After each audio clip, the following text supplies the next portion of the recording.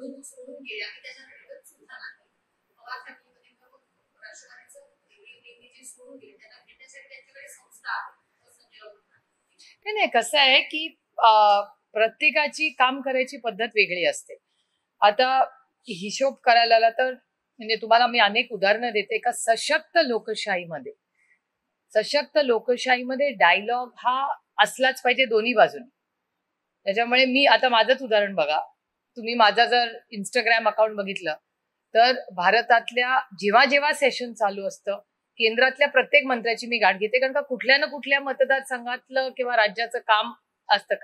काल तर योगायोगाने ज्वेल ओमरामजी यांच्याकडे काम होतं आपल्या बगरे सरांचं, तर आम्ही तिघं अर्धा तास काल गप्पा त्यांनी आम्हाला वेळ दिला होता. त्याच्यामुळे त्यांच्याशी जाऊन बरीच चर्चा करायची काल संधी मिळाली. काही डिपार्टमेंट्स मधून आम्हालाही ते लिंक्स देतात की असं करा तसं करा. किंवा काल तुम्ही जर रिप्लाय ऐकला असेल वॉटर सप्लायचा, तर काल CR पाटलांनी असं भाषण केलं की कुठेही पाण्यामध्ये किंवा इरिगेशन किंवा जलजीवन मिशन JJM आपण म्हणतो, ज्याला आम्ही दिल्लीत आम्ही म्हणतो, तर जलजीवन मिशन किंवा अशा कुठल्याही पाण्याच्या संदर्भात कुठेही भ्रष्टाचार झाला तर मला पत्र लिहा. पत्र लिहायचं नसेल तर मला फोन करा, मी इन्क्वायरी लावीन. हे ऑन रेकॉर्ड काल जलजीवन मिशन आणि भारतातल्या कुठल्याही खासदाराला काल त्यांनी विनंती केली आहे, आव्हान केलंय की तुम्ही मला सांगा. आणि तेच काल शिवराज सिंग चौहान म्हणाले. योगायोगाने अनेक महाराष्ट्राचे खासदार काल त्यांचं भाषण चालू असताना विनंती ते जेव्हा प्राईम मिनिस्टर विमा फसल योजनेबद्दल जेव्हा बोलले तेव्हा अनेक काँग्रेस, राष्ट्रवादी काँग्रेसचे जे सगळे खासदार काल आम्ही तिथे उपस्थित होतो रिप्लायच्या वेळेस, तेव्हा प्राईम मिनिस्टरची विमा फसल योजनेबद्दल जेव्हा चर्चा झाली तेव्हा सगळे महाराष्ट्रातले आम्ही सगळे उठलो आणि म्हणलो तर अहो तुम्ही तुमच्याच पक्षाचे सुरेश दसांचं स्टेटमेंट नाही का ऐकलं? 5,000 कोटी रुपयाचा भ्रष्टाचार झालाय सुरेश दसांनी, जे तुमच्या पक्षात. आणि मी सुरेश दसांचं का म्हणते, कारण का ते एकाच पक्षात आहेत ना, तर आम्ही विरोधक, आम्ही सारखेच विरोधात बोलतो असं त्यांचा एक समज झालाय. तर वास्तव मी सांगत होते. तर शिवराज सिंग चौहानजी असं म्हणाले की प्राईम मिनिस्टर विमा योजनेत मागेही सुप्रिया सुळे म्हणल्या, मी बोललेच होते, तुम्हाला माहितीच आहे ऑन रेकॉर्ड, तेव्हा त्यांनी शब्द दिला होता. ते म्हणाले की मला इन्क्वायरी मी लावणार आहे, मला फक्त त्याचे डिटेल्स पाठवा.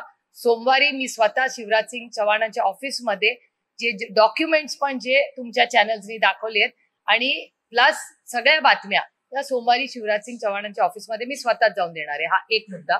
आणि दुसरा, मग जलजीवन मिशन, इरिगेशन किंवा पाण्या संदर्भात कुठलेही भ्रष्टाचार महाराष्ट्रात आणि शेतीमध्ये या दोन्ही मंत्र्यांनी काल फ्लोअर ऑफ द हाऊसवर या देशातल्या सगळ्या खासदारांना आवाहन केले की कुठेही भ्रष्टाचार कुठल्याही राज्यात झाला असेल तर तो आमच्यापर्यंत आणा. आम्ही रेकॉर्डवर आणायचं असेल तर फोन करून सांगा, आम्ही इन्क्वायरी लावून पारदर्शक कारभार करू इच्छितो. त्याच्यामुळे पुढच्या आठवड्यात हे सगळं आम्ही सगळेच मिळून करणार.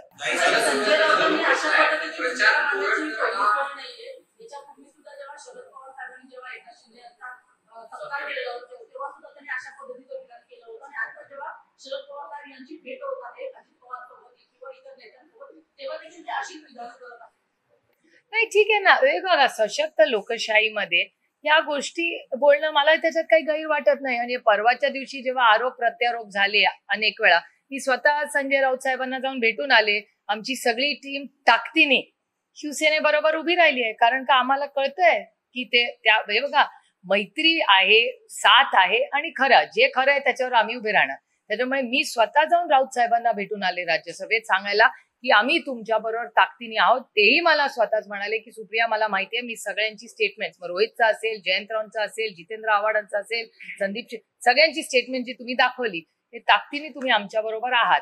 ते एक मत आहे. आज वसंतदादा शुगर इन्स्टिट्यूट हे काय नवीन नाही, सगळेच भेटतात आणि सगळ्याच पक्षाचे सगळे भेटतात. त्याच्यात काय फक्त एनसीपी आणि एनसीपी नाही, त्याच्यात काँग्रेस पण आहे, बीजेपी पण आहे, शिवसेनेचे कोण आहेत का नाही मला माहिती नाही, कोण पदाधिकारी किंवा सेक्रेटरी ते, पण ही अनेक वर्षाची चाललेली आहे. म्हणजे आता हर्षवर्धन पाटील बघा, हर्षवर्धन भाऊ बीजेपी मध्ये होते तेव्हाही मीटिंगला यायचे. त्याच्यात कधी, म्हणून आमचं कसं तुम्हाला सांगू, आमचं जे सोशल काम आहे किंवा अकॅडमिक काम आहे आणि आमचं राजकारण हे कम्प्लिटली दोन वेगळ्या गोष्टी. अकॅडमिक आणि रिसर्चचं काम एक जग आहे आणि राजनीती एक जग आहे. दोन्ही मध्ये ना ह्याच्यात कॉम्प्रोमाइज ना ह्याच्यात.